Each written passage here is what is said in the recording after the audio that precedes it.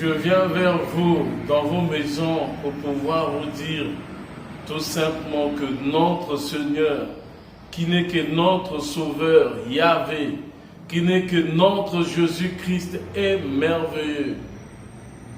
La Bible nous a annoncé à très longtemps l'arrivée de Christ, ainsi que la prophétie d'Ésaïe 9 à partir du verset 5.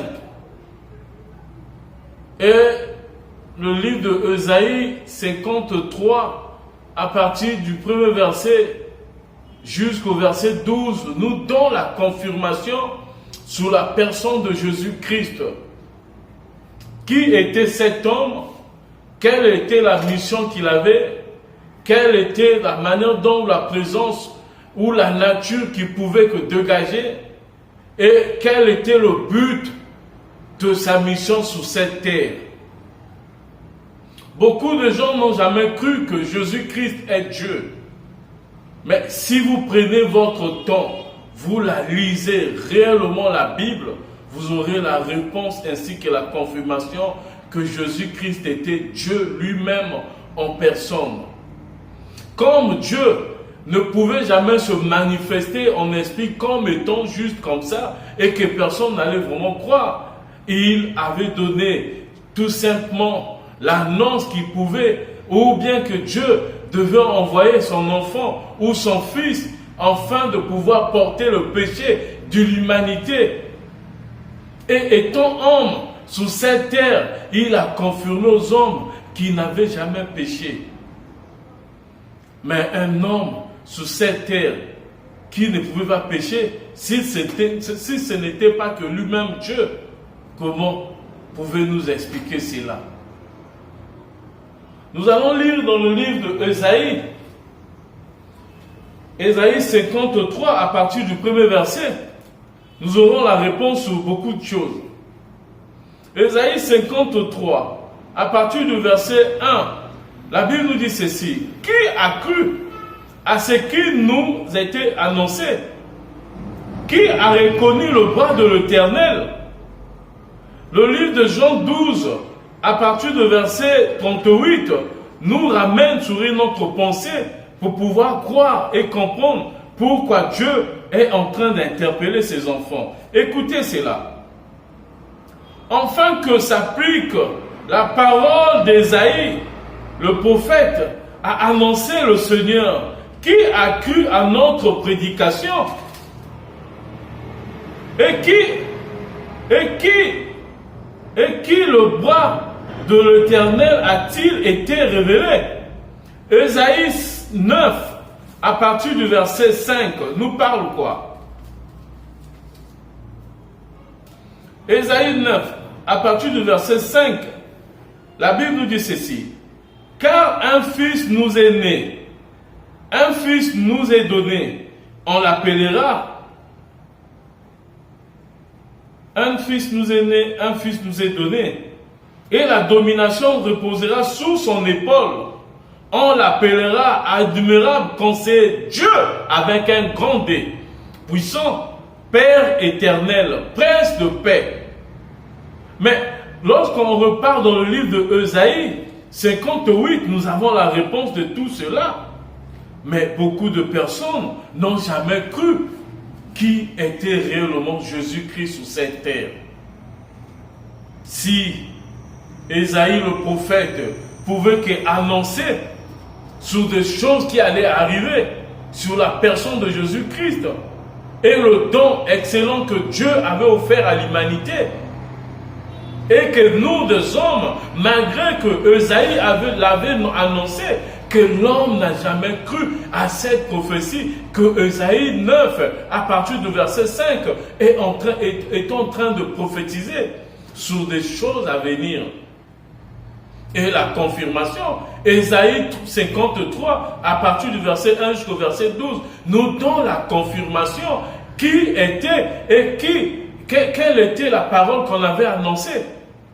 Écoutez la nature ainsi que la personne de Jésus-Christ. Malgré n'avait pas voulu montrer aux hommes qu'il était lui-même Dieu. Le verset 2 nous dit, il s'est élevé devant devant lui comme une faible plante, comme un rejeton qui sort d'une terre desséchée. Il n'était ni beau, ni éclat pour attirer nos regards. Compliqué. Le Christ n'a pas voulu attirer le regard de tout le monde pour pouvoir montrer que c'était lui-même Dieu. Il s'est effacé comme étant un fils, né d'une maison d'un charpentier, né d'une femme qui était vierge et qui n'avait pas peut-être une influence au niveau d'un royaume, peut-être quelqu'un, mais qui a grandi comme étant comme tout homme. Mais sa vie a impacté l'humanité. Chers frères et sœurs, malgré ton incrédulité, malgré ta façon de croire ou de ne pas croire à la parole du Seigneur, donne ta vie à Dieu. Dieu veut vraiment faire de grandes choses au sein de ta vie. Et l'essentiel est que tu comprennes, l'essentiel est que tu te réponds, l'essentiel est que tu acceptes Dieu dans ta vie comme étant ton Seigneur et Sauveur. Le livre de Ésaïe 53, à partir du verset 1 jusqu'au verset 12, nous donne la confirmation qui était Jésus-Christ.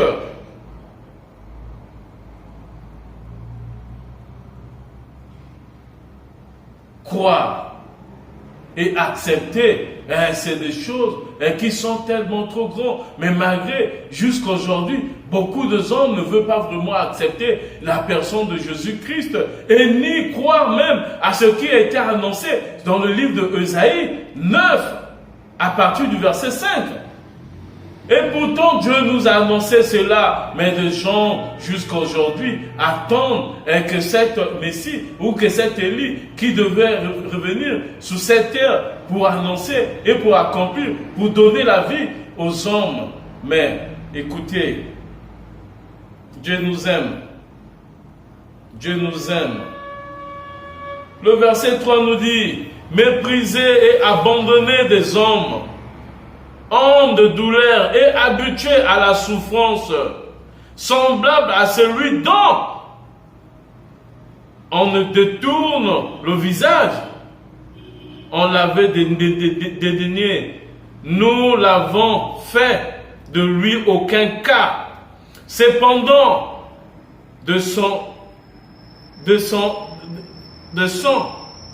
nos souffrances, ce sont nos souffrances qu'il a apportées. C'est nos douleurs qu'il s'est chargé et nous l'avons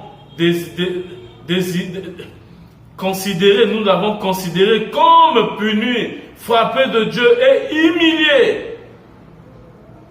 Ah, toi et moi qui étions des grands pécheurs, mais il fallait qu'un homme accepte de descendre sur cette terre pour pouvoir prendre tes péchés.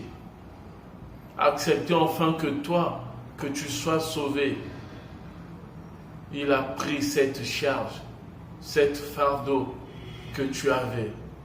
Et il t'a dit tout simplement, si tu l'acceptes, quand ton Seigneur est sauveur, lui en retour, il prend tes péchés et il te donne une vie meilleure, qui n'est que la vie éternelle.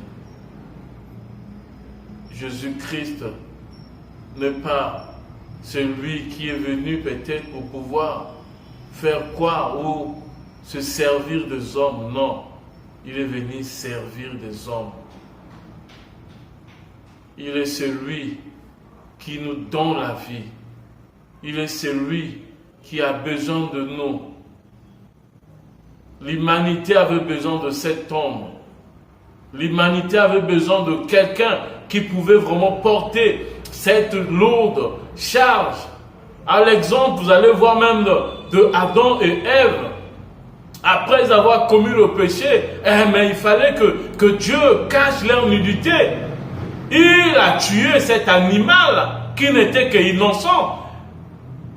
Et c'était la préfiguration de Christ, la manière dont que Christ devait venir être crucifié sur la croix et que cet sang qui devait couler pour effacer nos péchés et couvrir notre humilité ainsi que notre péché.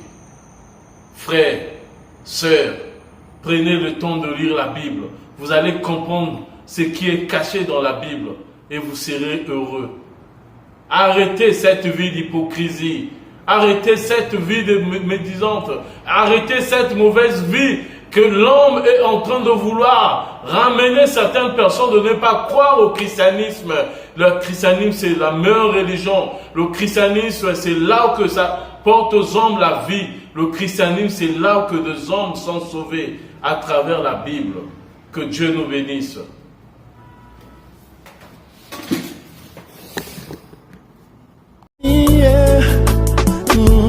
Nandimi Bye bakenda volubina ngatumbo ezapole Nandimi Nandimi Simali sekwane amatilikolo Nandimi Nandimi Simana nyonso hakozo